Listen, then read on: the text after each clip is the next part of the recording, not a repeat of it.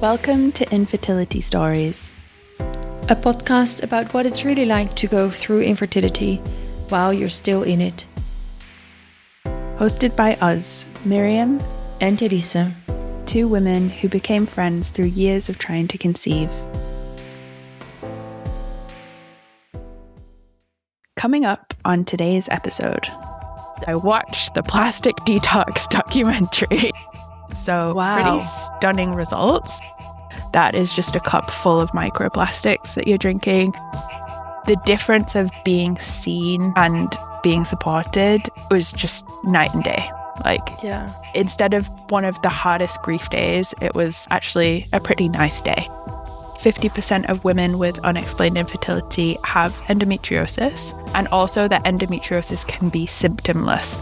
I also had to inject myself with a big syringe of gel into my vagina. I was given some disposable underwear and a pad and was free to go. The only surgical treatment is just a full hysterectomy and removal of the uterus, which obviously if you're trying to conceive is the opposite of what you want if you're trying to conceive. It's just not a diagnosis anyone wants to receive, basically. And my honest answer, which I think I needed to confront in myself, was that I just wouldn't see the point in my life if I wasn't able to conceive, if I wasn't able to have children. Don't know what the reassurance was, whether it was a sign to keep going, that I will get pregnant, or whether it was a sign that it's going to be okay even if I'm not able to. And they're like, a baby will come to your uterus? And I was like, yes, exactly, yes.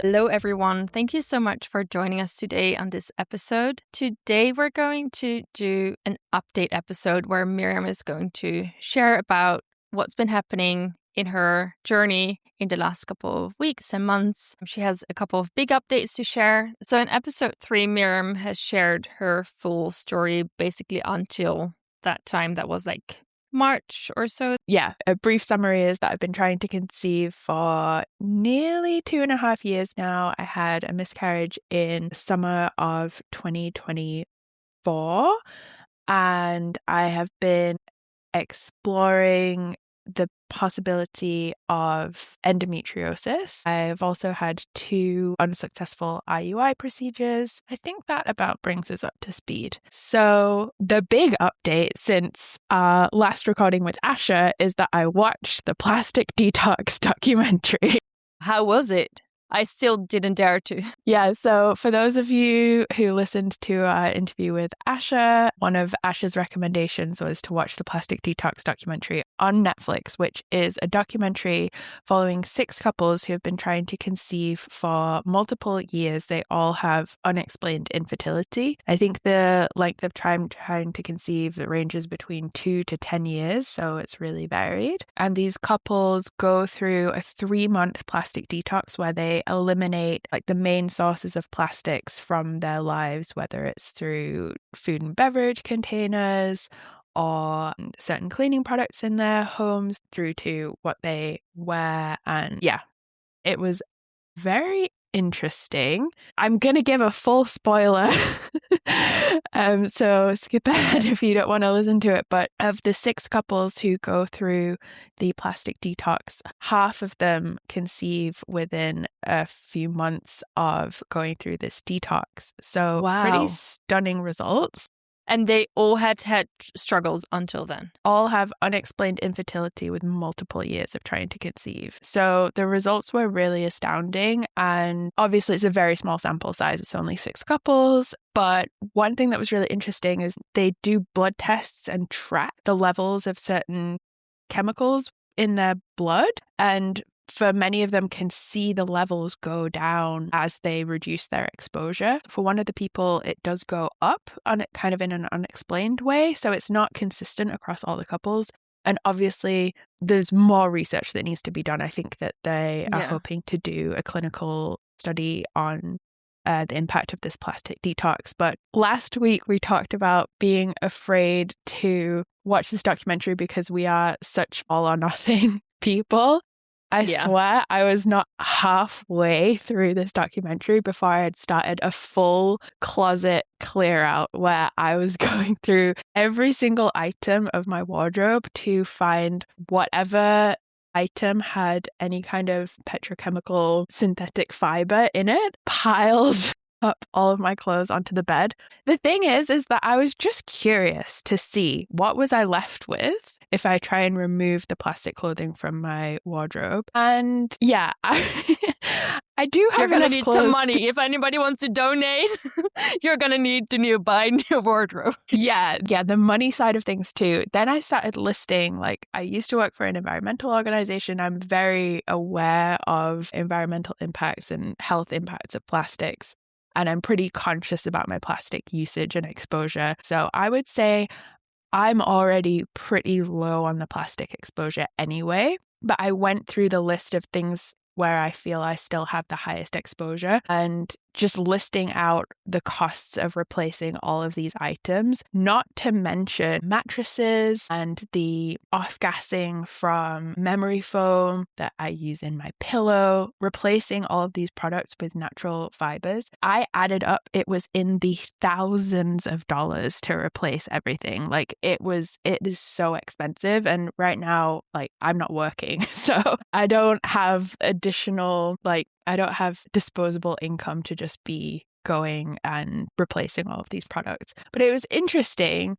I was reading one blog that was comparing the costs of going through IVF, which in some cases can be easily in the tens of thousands of dollars for people. Definitely. Compared to spending a few $1,000s on a full plastic detox. It's something to consider, certainly. Yeah. But I will say I finished the documentary feeling very motivated and very inspired. So yes, I'm slightly overwhelmed by my own obsessive nature and need now to rid everything of plastic. But at the same time, it's helpful to have that kind of kick and reminder of why it's so important, especially as we'll get to later in the episode. A lot of these chemicals are endocrine disruptors that can do things like mimic estrogen. And when you're dealing with endometriosis, where you already have an excess of estrogen, it can be really impactful to reduce your exposure. Yeah.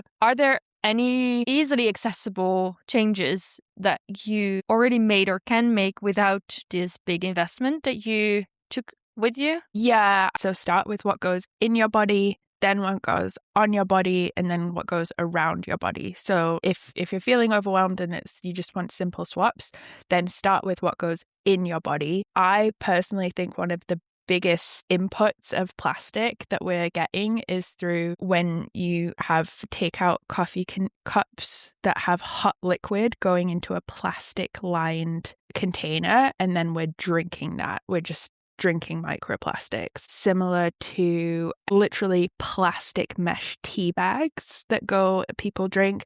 That is just a cup full of microplastics that you're drinking. Bottled water is full of microplastics. So bottled drinks, actually even canned drinks, are lined with plastic as well. I didn't know that going into the documentary, but even aluminium cans are lined with plastic. So basically just trying to drink from glass or metal containers and not using takeout and disposable cups and containers is probably the biggest thing. When it's plastic containers with hot food being put into them, it's the heat that really leaches out the plastic. So at the very, very least, if you do get takeout in a plastic container, just try and immediately transfer it onto a ceramic plate or something that's not plastic, so that there's less time for the leaching of the plastics. But yeah, just basically food-wise, minimizing oily and hot liquids and foods that are combined with plastic is going to minimize exposure. Yeah,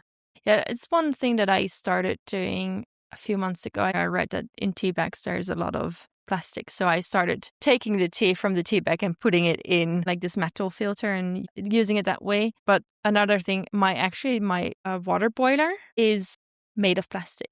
But now that we're talking, I'm like, okay, maybe this is my time. Do you mean the like kettle? Your I'm kettle? in a kettle. Yeah, I'm in a kettle. Yeah. Yes. Your kettle is made of plastic. Yes. That's crazy. That's so stupid, right? And I mean, I've had it for, I think, almost 10 years. Elisa, but it's you good. need to throw that out. Okay. So that's the takeaway that I take from this. I can start with that because that's an easy replacement and I use it all the time. I use it daily. Exactly. That's the thing. It's like thinking about what are those daily frequent habits. Like for me, tea bags is one of them. Like every day I'm drinking tea. Rather than feeling like overwhelming, it's felt actually inspiring and motivational to go from like, there's nothing I can do, I'm just like a victim of, the world, to actually know there are positive, proactive steps that we can take to reduce our exposure. And it can actually be very impactful, as shown by this documentary. I like how we can start with small, impactful things and we don't have to change everything. But still, the nice thing in this documentary probably is that the people will see their numbers go down. So that's very motivational, of course. I've also started an anti-inflammatory diet. This is only maybe day 3 or 4. It's very early on. Trying to eat fiber, organic wherever possible, lots of antioxidants, reducing dairy and reducing refined carbohydrates as much as possible, and trying to eat lean proteins and reducing red meat and saturated fats, and trying to incorporate more green leafy vegetables and colorful fruit and veg.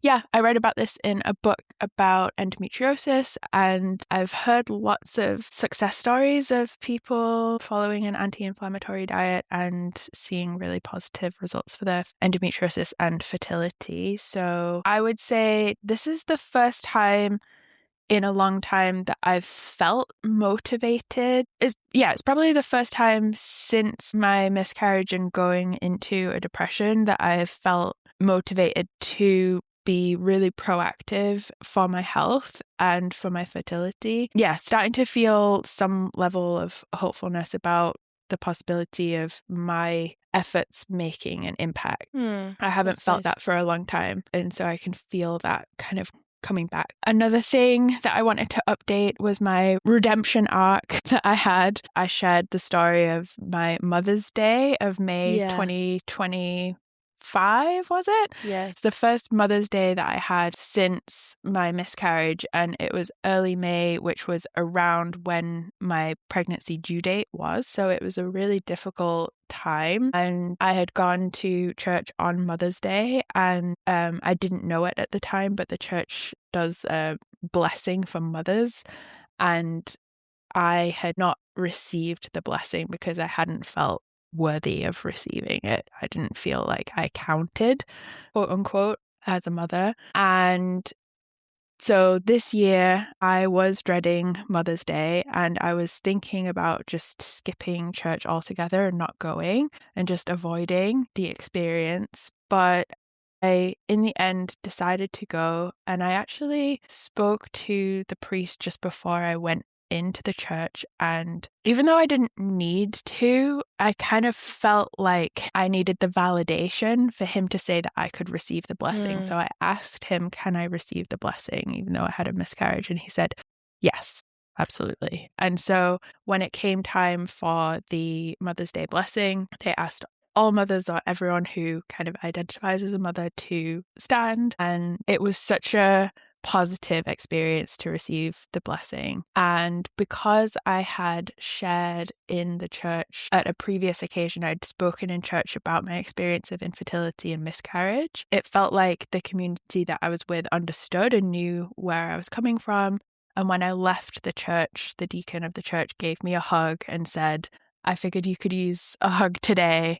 And it just felt like such a positive experience compared to the previous year of feeling completely invisible and unseen, and to be kind of received so warmly and supported so warmly for what I was going through was just, it truly, like, Mother's Day didn't feel as hard, really anywhere near as hard this year, just through the simple action of receiving the blessing and receiving a hug. And that's all it took. But I guess I just wanted to share that for anyone who is not talking about what they're going through and not sharing it with other people. We don't always have the opportunity, but we can also make the opportunity for ourselves. And just letting someone know, if you're in any kind of situation where you feel it would be helpful for people to know what you're going through, just telling people and allowing them to support you through that. They're not always going to say the right thing, or they're not always going to get it right, but just the difference of being seen and being supported was just night and day. Like, Yeah. instead of one of the hardest grief days, it was actually a pretty nice day, a good day. So I just wanted to share that as an update too. That's very beautiful. And I mean, people listening can't see it, but it made me cry. And I think what's so beautiful about it is that you also acknowledged yourself as a mother in this. And I know that you are a mother and that you identify as a mother, but to acknowledge that also in this public situation and to receive as a mother and to let others care for you in this situation. And I think it's always helpful if they already have this foundation of knowledge. Like, when it's easier to give an update than to have to say from the beginning. Like, it's great that you already had an opportunity to talk about it, and it's great that you in this situation really acknowledge yourself in this process, and by acknowledging yourself, let others care for you and bless you, literally. Yeah.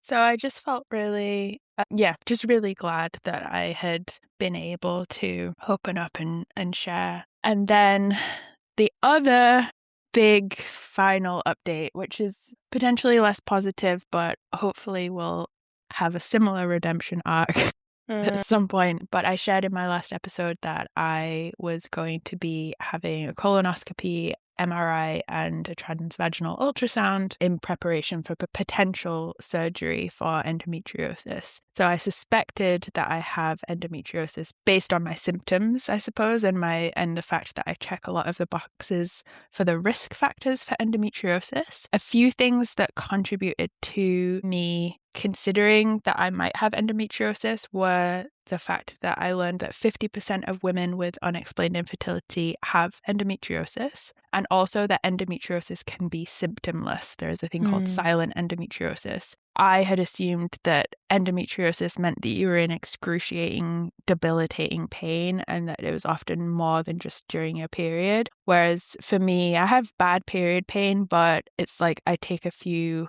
ibuprofen and use a heat pad. It didn't feel as extreme as the stories that I heard of other people with endometriosis. So learning about this, that it can be symptomless, led me to realize, well, if it's symptomless, then I actually check all the boxes for having endometriosis. So I went to see a specialist gynecologist who ordered these ultrasound and MRI, and I had the MRI on Sunday. It was a very interesting experience, a bit more involved than I was expecting. I had to have an IV where they put contrast dye into me to be able to see the area on the MRI, and then I also had to inject myself with a big syringe of gel into my vagina to create contrast internally for the ultrasound. In case you're having an MRI for endometriosis, just know that that is a possibility. It was absolutely fine. It wasn't, there was a bit of discomfort with the IV, and obviously it can be uncomfortable if you are claustrophobic, but fortunately I'm not. So just lay in the machine for 20 minutes. I had to do some breath holding while they got the imaging. And then I was given some disposable underwear and a pad and was free to go. It was because of the contrast fluid that is coming out afterwards when you stand up. Yeah, exactly. Go and try and get all of this gel out of me on the toilet afterwards. It was much, much easier though than the colonoscopy that I had on Friday. I had colonoscopy on Friday, MRI on the Sunday, and I got the results back extremely quickly. I got the results back from the MRI first. I'll say beforehand what I was hoping for and what I was most afraid of. I was hoping that the MRI wouldn't show anything because the MRI should only show endometriosis, I believe, that's over 1 centimeter. So I was hoping that there would just be a little bit of endometriosis that they would find in surgery, and then they could remove it, and I would have the highest chances of conceiving after surgery with a lower level of severity endometriosis. My worst fear was that I would have both adenomyosis, which is where tissue similar to the uterine lining grows inside the muscular wall of the uterus, and it can impact the ability for sperm to travel into the uterus, and it can also impact implantation of an embryo in the uterus as well. And it's harder to operate on. If you have diffuse adeno, I'll just call it adeno. If you have diffuse adeno, then it is spread throughout the uterus, whereas localized adeno, there is potential for surgery to remove it. If it's diffuse, because it's in one place, and in diffuse it's in different places. Yeah, in diffuse I think it's like spread out throughout the muscular wall, and the only surgical treatment is just a full hysterectomy and removal of the uterus, which obviously if you're trying to conceive is the opposite of what you want if you're trying to conceive. Yeah, and I was also hoping that I would not have severe deep infiltrating endometriosis, which has lower conception rates after surgery. But in fact, it seems like what the MRI showed was that I have deep infiltrating endometriosis that is sticking together my uterus, colon, and ovaries, and I also have adenomyosis, and it seems to be diffuse, so not in a kind of localized area, but diffuse throughout the uterus. And receiving this result was kind of like it felt like worst case scenario in terms of it's just what I was hoping for the least. And whereas the endometriosis can be operated on, for the adenomyosis, it's more complicated. As far as I've understood, people with adeno have a harder time getting pregnant even through IVF because it can impact implantation and it increases risk of miscarriage. I think the whole tissue is more rigid, and therefore, it's the muscle, and the muscle is usually the tissue that's able to stretch and become bigger and be flexible and move. But because of the adenomyosis, it is more rigid, and therefore it affects implantation as well as miscarriage risk or early birth, like preterm birth. These kind of risks are all involved in the long term. Yeah, long term, there's also a higher risk of preeclampsia in pregnancy. Yeah, preterm birth, placental abruption. It's just not a diagnosis anyone wants to receive, basically. Yeah. And it was really tough receiving that. And I guess I'd always thought that at the very least we could try IVF. And obviously IVF is no guarantee of a pregnancy, but it just felt like there was always that hope. And then learning that even IVF might not work with this diagnosis was difficult. What is recommended for adeno and IVF is to take a medication that triggers kind of a short early menopause. It reduces inflammation of the uterus, and then it prepares your uterus for receiving an embryo through IVF. So I'm still processing right now. And the other thing is that I don't actually have a meeting with the surgeon to discuss the results of the MRI for another 2 weeks. So again, I have a lot of questions, and a lot of this is me filling in the blanks through my own online research, which may not be ideal. Hi, this is Miriam speaking a few weeks after this podcast episode was recorded. I just wanted to pop on to share a quick update after speaking to my surgeon after receiving my MRI results. He told me that MRI imaging can be an indicator, but it's not 100% reliable and it's not definitive. So when I go in for surgery, the endometriosis may be better or worse than it seems on the MRI, and ultimately endo can only be definitively diagnosed through surgery, and adenomyosis can only be definitively diagnosed through a hysterectomy. So if you're currently digesting MRI results and waiting to speak to a specialist, just know that these images are only an indicator.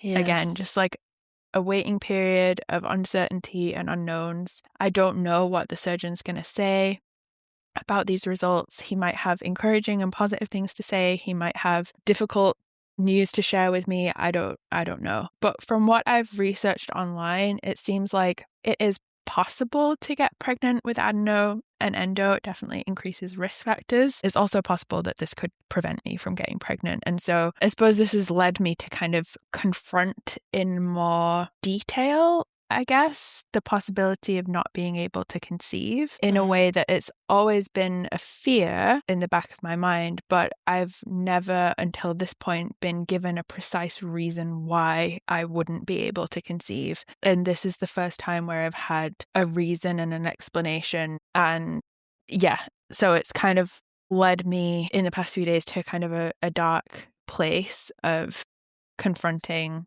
what would I do if I'm just not able to get pregnant. My honest answer, which I think I needed to confront in myself, was that I just wouldn't see the point in my life if I wasn't able to conceive, if I wasn't able to have children. It feels like my role is to be a mother, and if I'm not able to do that, then what's the point? And I know that sounds very dark, but I think deep down in my subconscious, that is the way that I am thinking and feeling. And so that's why this diagnosis and the possibility of not being able to conceive feels so scary. But I have also been receiving, I suppose, signs and messages from different places over the past couple of days from women who are either child-free after infertility, child-free for other health reasons, and kind of giving the message of like a good,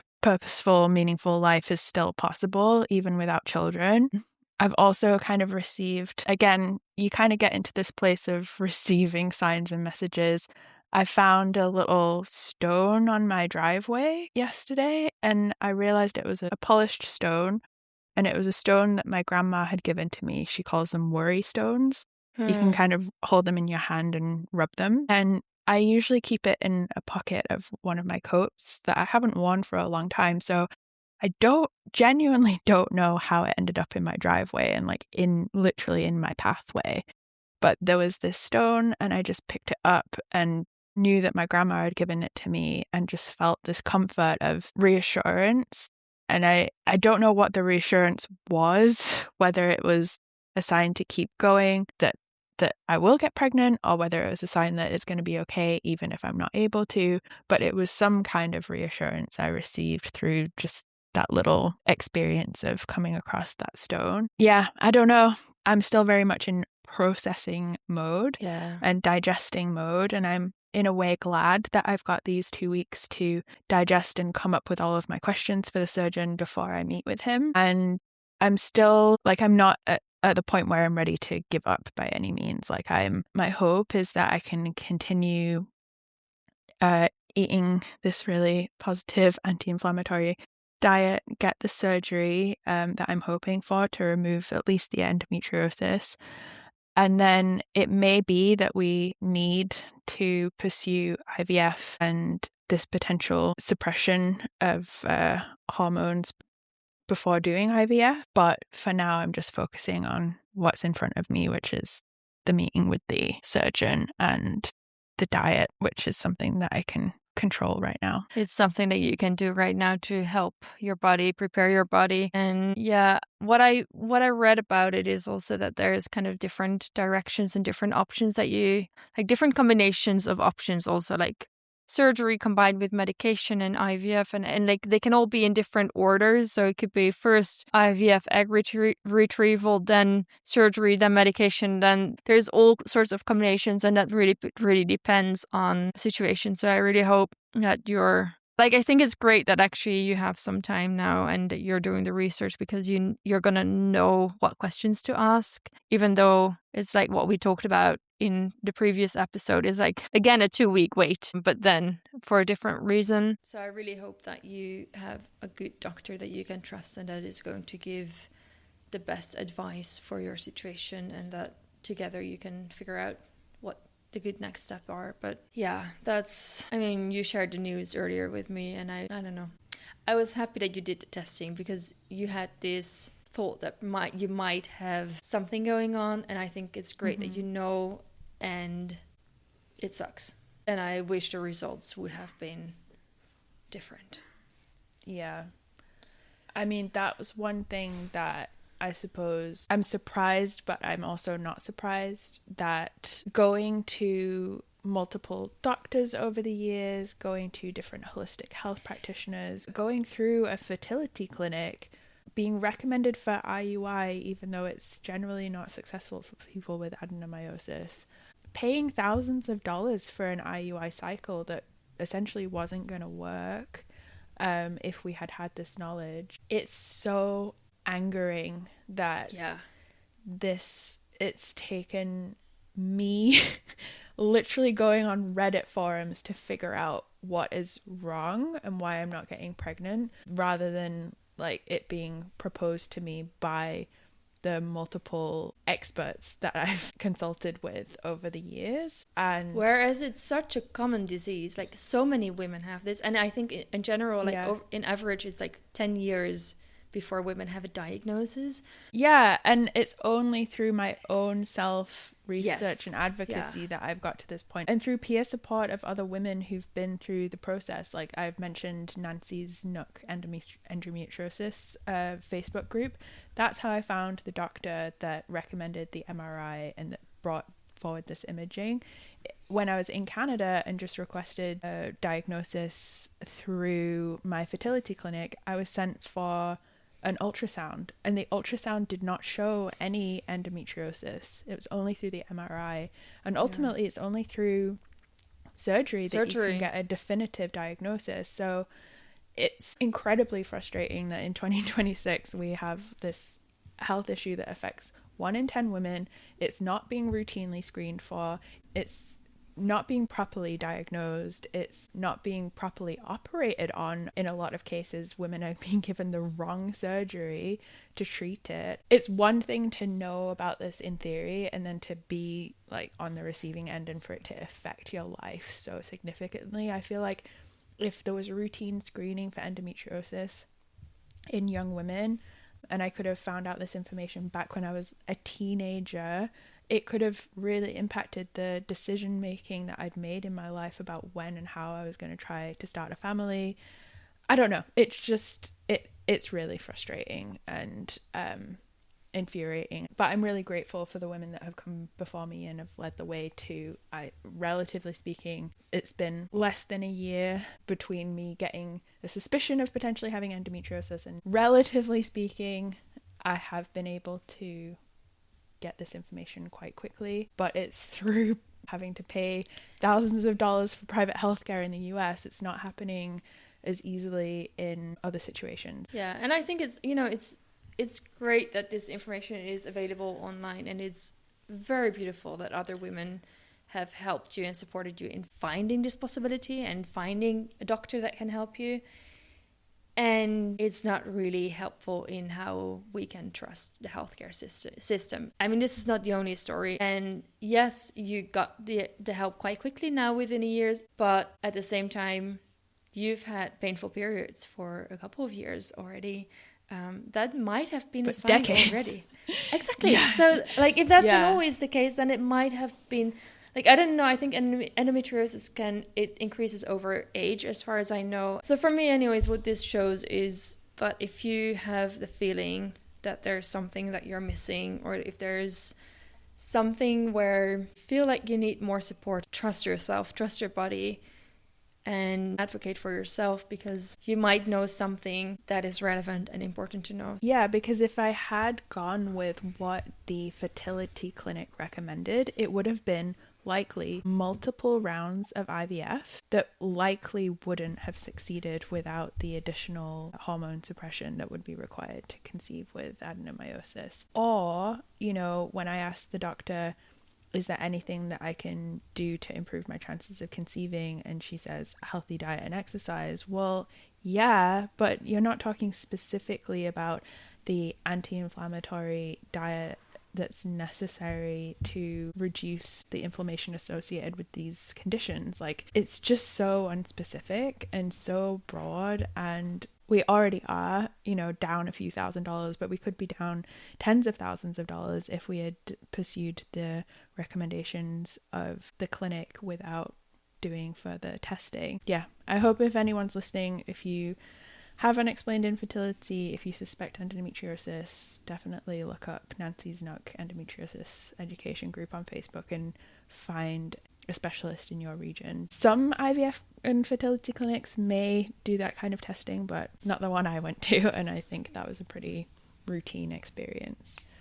To conclude, similar to how you shared, Elisa, that in your story of how you had made a cradle for a baby during your woodworking class, I have been doing a sewing class recently, and I just didn't want to make adult clothes in this sewing class. I was like, baby children clothes are so much cuter, so much smaller, so much easier in that sense, and also easier to make because they require less fabric, so you don't need to find reams and reams of fabric. So I decided to make this little girl's dress, and I'm in my class sewing this little baby girl dress, and of course people in the class are asking, oh, is this for any particular child? And I'm like, I just said, I'm following the approach of if I build it, they will come. So I'll make the dress and hope that a baby comes. And they're like, a baby will come to your uterus? And I was like, yes, exactly. Yes. I guess I just wanted to share that story to say that, like, it's a little bit uncomfortable to be in a class where, another woman was making a dress for her living daughter, and there I am making this dress for kind of almost at this point like an imaginary or hoped for child, but at the same time not making the dress and wanting to, but making something else just felt so uninspiring and so sad that I was like, you know what, I'm just going to make the dress anyway, and a child will wear it at some point. Some way, somehow, a baby's going to wear this dress, so I'm going to just do it anyway. So I suppose I can end on that note of I'm working on the dress and it's going to be really cute. Yes, I love that. And again, I feel like trust your intuition or your feeling. If you want to make it, just make it. If that's what you want to do, go for it. And I hope it will bring you a baby. Yeah, me too. Yes. Okay. Wow. Thank you so much for sharing this update. I really enjoyed talking to you today. So thank you so much. Thank you so much also for sharing with everybody who's listening about your process. And thank you everybody who's listening for listening to this episode as well. Yeah, thanks for being here, everyone. And don't forget, if you have a story that you want to share on the podcast, we are open for guests coming on and sharing their story. So we look forward to hearing from you. Yes. We'll be back again in 2 weeks. So see you then.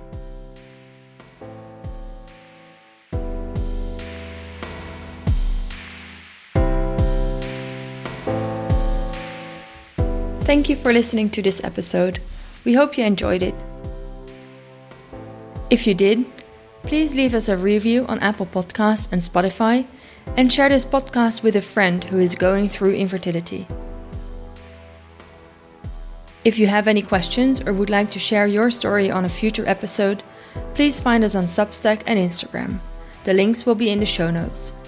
See you in 2 weeks.